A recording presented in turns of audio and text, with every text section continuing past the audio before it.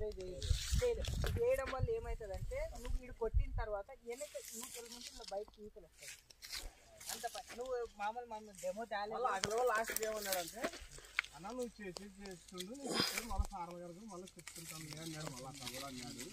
ఇవి రెండు మాత్రం మొత్తం స్ప్రే చేయాలి. అది ఎవడు ఏమన్నాడంటే 2 కూరలు కానీ గంటకు మాత్రమే కొట్టుకున్నాడు.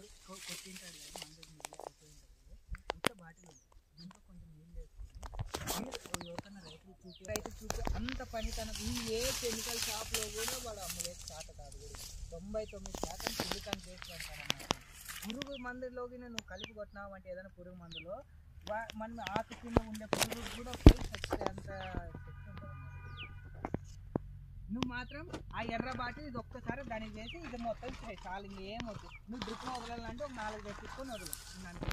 నీళ్ళు కట్టించి బాగా తడి ఉన్నప్పుడే వేయాలి.